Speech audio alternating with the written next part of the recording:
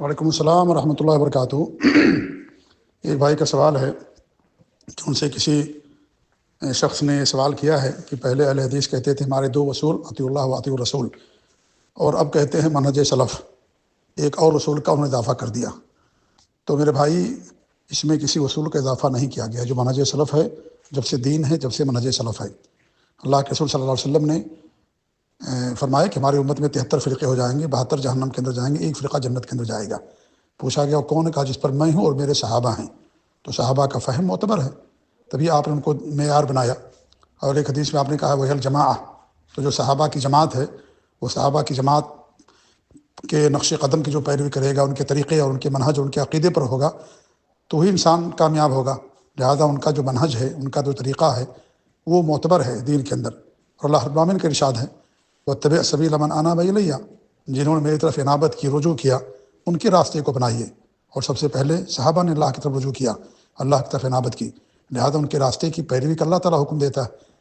اللہ نے ارشاد فرمایا ومن یشاقق الرسول من بعد ما تبین له الهدى ويتبع غیر سبیل المؤمنین نوله ما تولى ونصلہ جہنم وساءت مصیرا۔ اس میں بھی اللہ رب العالمین نے وعید سنائی ہے کہ جو مومنین کے راستے کو چھوڑ دے گا، وہ اللہ تعالیٰ نے اسے جہنم کی وعید سنائی ہے۔ تو سب سے پہلے مومنین صحابہ ہیں، لہذا ان کے راستے کو اپنانا ہے۔ تو یہ اصول تو ہمیشہ سے ہے، جب سے دین ہے، جب سے یہ اصول ہے۔ یہ کسی نئے اصول کا اضافہ نہیں کیا گیا ہے، یا کوئی نیا اصول نہیں گڑھا گیا ہے۔ اب یہ اور بات ہے کہ حالات اور ظروف کے لحاظ سے یا ضرورت کے لحاظ سے کبھی کسی چیز کا استعمال کم، کبھی زیادہ ہوتا ہے، ورنہ یہ اصول تو ہمیشہ سے اور ہمیشہ رہے گا، قیامت تک رہے گا۔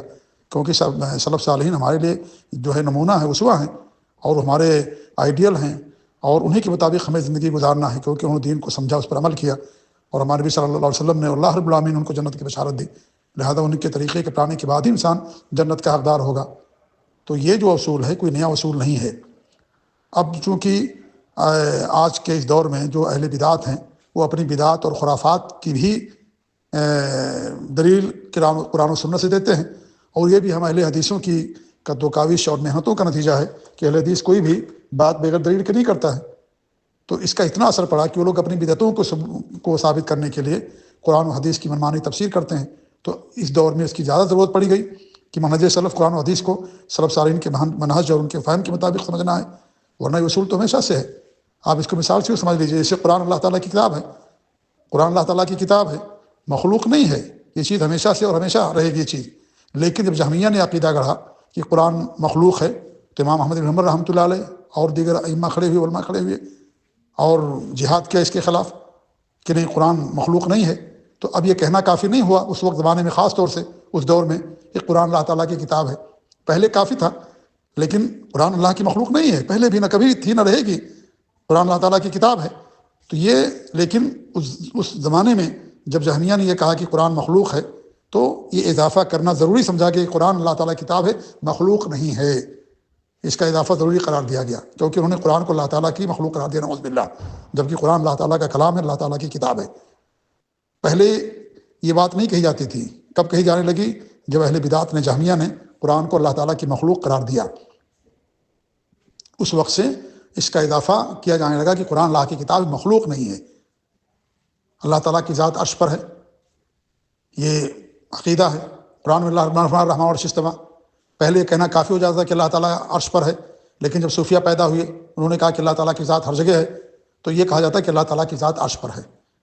تو ایسے ہی آج کے جو اہل بدعت ہیں، اپنی بدعت اور خرافات کو کتاب و سنت سے ثابت کرتے ہیں، اور کتاب و سنت کا غلط معنی بیان کرتے ہیں، سلف صالحین کی روش اور ان کے منہج کو چھوڑ کر کے۔ اس لیے اس اصول کو زیادہ بڑے پیمانے پر استعمال کیا جاتا ہے، تاکہ بتایا جا سکے کہ بھائی ان کا جو کہنا ہے، قرآن تو اپنی جگہ برحق ہے، نبی کی حدیث صحیح ہے تو وہ بھی صحیح ہے، لیکن اس کا جو معنی بیان کیا جا رہا ہے وہ معنی غلط ہے۔ قرآن صحیح ہے اپنی جگہ پر، آیت اللہ تعالیٰ کی ہے، اللہ کا کلام ہے، اور اگر حدیث وہ صحیح ہے تو حدیث بھی اپنی جگہ برحق ہے، نبی کا فرمان ہے، نبی کا کلام ہے۔ لیکن گڑبڑی کہاں ہے؟ گڑبڑی یہ ہے کہ انہوں نے سلف صالحین کے فہم کے مطابق اس کو نہیں سمجھا۔ تو اس لیے آج کے دور میں خاص طور سے اس کی زیادہ ضرورت پڑی۔ ایسے دیکھیے آج کے دور میں حکمرانوں کے خلاف خروج اور بغاوت، اور نوجوانوں کو جذباتیت کی طرف لے کر کے جانا، یہ جو بہت ساری چیزیں ہو رہی ہیں، آپ خاص طور سے عرب ممالک کی طرف نگاہ دوڑائیے، تو اس کی زیادہ ضرورت پڑی کہ منہج سلف کے، سلف صالحین کے منہج نہیں ہے یہ۔ تو یہ جو چیزیں ہوتی ہیں، یہ ضرورت کی تحت ہوتی ہیں، ضرورت کی پیداوار ہوتی ہیں۔ تو ایسا نہیں کوئی نیا اصول گڑھا گیا ہے، نیا اصول نہیں، یہ اصول پرانا ہے، جس دن سے اسلام ہے، دین ہے، اسی دن سے یہ اصول بھی ہے کہ کتاب و سنت کو سلف صالحین کے فہم کے مطابق سمجھنا ہے۔ لیکن کچھ وقت میں، کچھ زمانوں میں اس وقت کی ضرورت کے لحاظ سے جب اس کی زیادہ ضرورت پڑتی ہے تو اس کو زیادہ استعمال کیا جاتا ہے۔ تو آج کے دور میں اس کو اگر زیادہ استعمال کیا گیا، کیونکہ قرآن و سنت کی بے حرمتی ہو رہی ہے، قرآن و سنت کی منمانی تفسیر اور تعویل کی جا رہی ہے اپنے عقیدے اور منہج کے مطابق سلف صالحین کے فہم کو چھوڑ کر کے، تو اس وقت زیادہ اس کی ضرورت پڑی ہے، ورنہ یہ چیز ہمیشہ سے اور ہمیشہ رہے گی۔ اللہ تعالی ہم سب کو صحیح سمجھ دے۔